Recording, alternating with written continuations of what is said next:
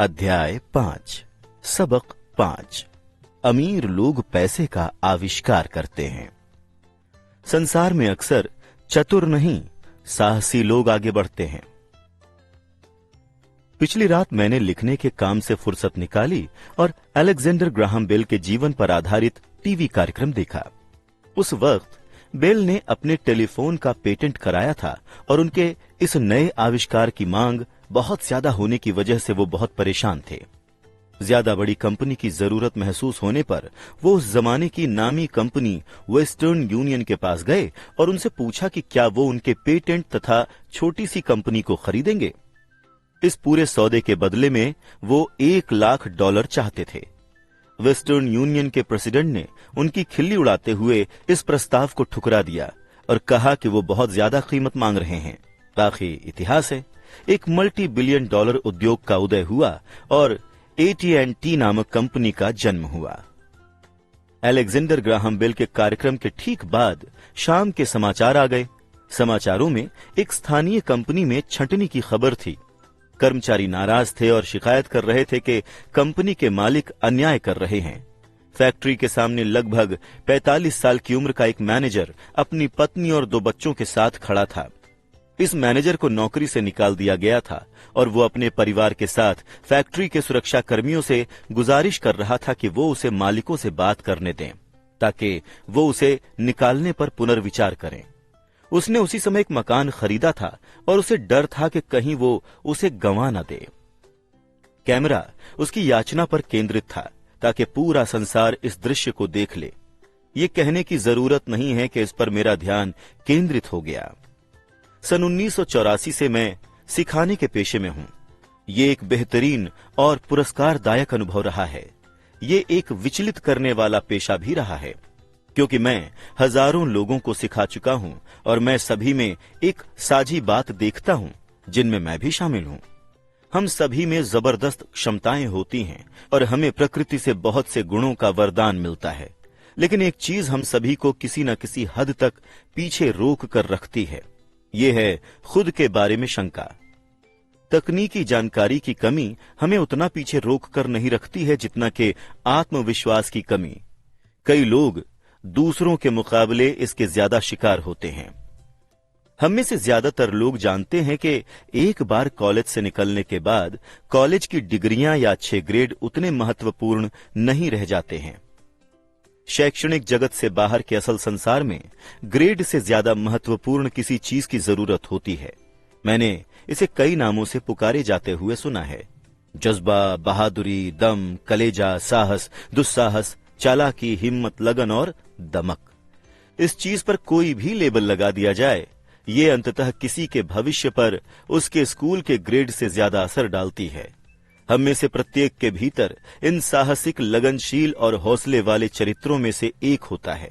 हमारे भीतर के इस चरित्र का एक विपरीत पहलू भी होता है जो अपने घुटने टेक सकता है और जरूरत पड़ने पर याचना भी कर सकता है। मरीन कॉर्प के पायलट के रूप में वियतनाम में 1 साल रहने के बाद मैं अपने भीतर छिपे इन दोनों चरित्रों के बारे में अंतरंगता से जान गया था। दोनों में से किसी को भी दूसरे से बेहतर नहीं कहा जा सकता।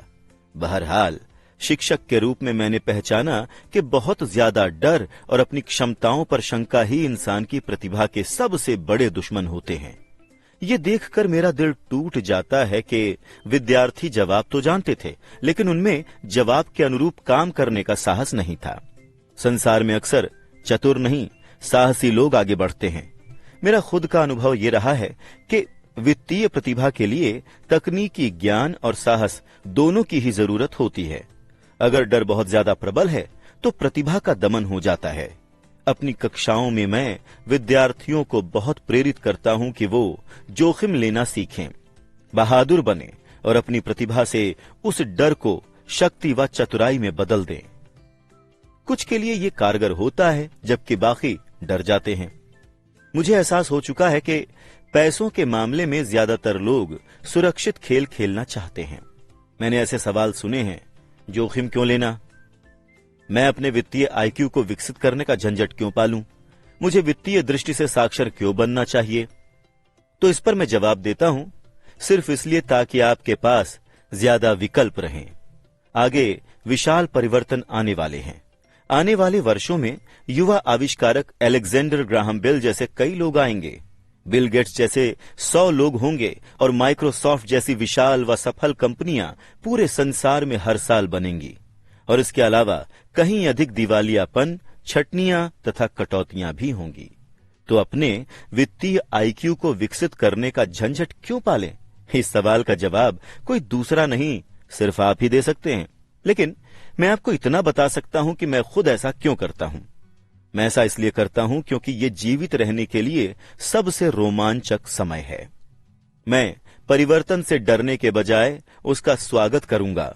मैं तनख्वाह न बढ़ने की चिंता करने के बजाय लाखों करोड़ों डॉलर बनाने के बारे में रोमांचित होना ज्यादा पसंद करूंगा। हम आज जिस दौर में हैं, वो संसार के इतिहास में सबसे रोमांचक और अभूतपूर्व समय है। आज से कई पीढ़ियों बाद लोग पलटकर इस युग को देखकर कहेंगे कि ये कितना रोमांचकारी युग रहा होगा। ये पुराने की मृत्यु और नए के जन्म का समय कहा जाएगा। इस युग में उथल पुथल बहुत थी, लेकिन रोमांच भी बहुत था। तो अपने वित्तीय आईक्यू को विकसित करने का झंझट क्यों पालें? क्योंकि यदि आप ऐसा करते हैं तो आप बहुत समृद्ध बनेंगे, और अगर आप ऐसा नहीं करते तो आगे आने वाला समय आपके लिए डरावना होगा। ऐसे समय में आप कुछ लोगों को बहादुरी के साथ आगे बढ़ते हुए देखेंगे, जबकि दूसरों को अपने घिसे हुए जीवन रक्षकों से चिपके हुए देखेंगे। 300 साल पहले जमीन को दौलत माना जाता था, इसलिए जो व्यक्ति जमीन का मालिक होता था वो दौलतमंद होता था। बाद में दौलत जमीन के बजाय फैक्ट्रियों तथा उत्पादन से जुड़ गई और अमेरिका का वर्चस्व कायम हो गया। इसके साथ ही उद्योगपति दौलत का स्वामी बन गया।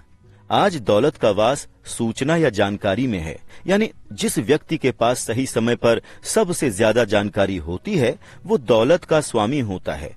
समस्या ये है कि जानकारी पूरे संसार में प्रकाश के वेग से उड़ती है। इस नई दौलत को सीमाओं या हदों में नहीं बांधा जा सकता, जिस तरह के जमीन और फैक्ट्रियों को बांधा जा सकता था। परिवर्तन ज्यादा तेज और ज्यादा नाटकीय होंगे। नए मल्टी मिलियनियर्स की संख्या में भारी वृद्धि होगी, मगर ऐसे भी लोग होंगे जो पीछे छूट जाएंगे। आज मैं बहुत सारे लोगों को संघर्ष करते और अक्सर ज्यादा कड़ी मेहनत करते देखता हूं, सिर्फ इसलिए क्योंकि वो पुराने विचारों को कसकर पकड़े रहते हैं। वो चाहते हैं कि परिस्थितियां पहले जैसी ही रहें, इसीलिए वो परिवर्तन का प्रतिरोध करते हैं। मैं ऐसे लोगों को जानता हूं जो अपनी नौकरियां छूटने या अपने मकान गंवाने के लिए तकनीक, अर्थव्यवस्था या अपने बॉस को दोष देते हैं। दुर्भाग्य से उन्हें ये महसूस ही नहीं होता कि समस्या का कारण वो खुद भी हो सकते हैं। पुराने विचार उनके सबसे बड़े शत्रु होते हैं। ये विचार शत्रु इसलिए होते हैं क्योंकि उन्हें ये बात पता ही नहीं होती कि जिस पुराने जमाने में वो विचार या कार्यशैली संपत्ति थी, वो पुराना जमाना अब जा चुका है। एक दोपहर में अपने द्वारा इजाद किए गए बोर्ड गेम कैश फ्लो का इस्तेमाल करके लोगों को निवेश करने का तरीका सिखा रहा था। एक महिला क्लास में अपनी सहेली को साथ लेकर आई थी। उस सहेली का हाल ही में तलाक हुआ था। स्त्री धन तय करने की प्रक्रिया में उसके हाथ बुरी तरह जल गए थे और वो अब कुछ जवाब खोज रही थी। उसकी सहेली को लगा कि शायद इस क्लास से उसे कुछ सीखने को मिलेगा। हमारा गेम लोगों को यह सिखाने के लिए तैयार किया गया है कि पैसा कैसे काम करता है। खेल खेलते समय वो इनकम स्टेटमेंट और बैलेंस शीट के आपसी संबंध के बारे में सीखते हैं। वो ये सीखते हैं कि किस तरह दोनों के बीच नकदी का प्रवाह होता है और किस तरह दौलत की राह में आपको अपनी संपत्ति वाले कॉलम से निकलने वाले मासिक कैश फ्लो को इस बिंदु तक बढ़ाना होता है कि वो आपके मासिक खर्च से ज्यादा हो जाए। एक बार जब आप ये कर लेते हैं तो आप चूहा दौड़ से बाहर निकलने और तीव्र मार्ग पर पहुंचने में कामयाब हो जाते हैं। जैसा मैं कह चुका हूं, कुछ लोग इस खेल से नफरत करते हैं, कई इससे प्रेम करते हैं और बाकी इसे समझ ही नहीं पाते हैं। इस महिला ने कुछ सीखने का एक मूल्यवान अवसर खो दिया। शुरुआती दौर में उसे एक खिलौना कार्ड मिला जिस पर एक नाव बनी हुई थी। पहले तो वो खुश हुई, अरे वाह, मुझे नाव मिल गई। इस पर उसकी सहेली ने उसे समझाया कि संख्याएं उसके इनकम स्टेटमेंट और बैलेंस शीट में कैसे काम करती हैं। इससे वो कुंठित हो गई, क्योंकि उसे गणित कभी पसंद नहीं थी। बाकी खिलाड़ियों ने धैर्यपूर्वक इंतजार किया जब उसकी सहेली ने उसे इनकम स्टेटमेंट, बैलेंस शीट और मासिक कैश फ्लो का असली आपसी संबंध समझाया। जब उसे एहसास हुआ कि अंक कैसे काम कर रहे थे, तो अचानक से उसे समझ आ गया कि उसकी नाव तो उसे जिंदा खा रही है। खेल में बाद में उसे नौकरी से भी निकाल दिया गया और उसे एक बच्चा हो गया। ये खेल उसके लिए एक भयानक अनुभव साबित हुआ। क्लास के बाद वो महिला मुझसे बोली कि उसकी सहेली बहुत विचलित हो गई है। वो क्लास में निवेश के बारे में सीखने आई थी और उसे ये विचार पसंद नहीं आया कि इतने मूर्खतापूर्ण खेल को खेलने में इतना ज्यादा समय बर्बाद किया जाए। उसकी सहेली ने उसे समझाने की कोशिश की कि वो अपने भीतर झांक कर देखे कि क्या उस खेल में किसी तरह उसकी अंदरूनी झलक दिखाई देती है। इस सुझाव पर उस महिला ने अपना पैसा वापस मांग लिया। उसने कहा कि ये सोचना भी मूर्खतापूर्ण है कि कोई खेल उसकी अंदरूनी झलक दिखा सकता है। उसका पैसा तुरंत वापस कर दिया गया और वो चली गई।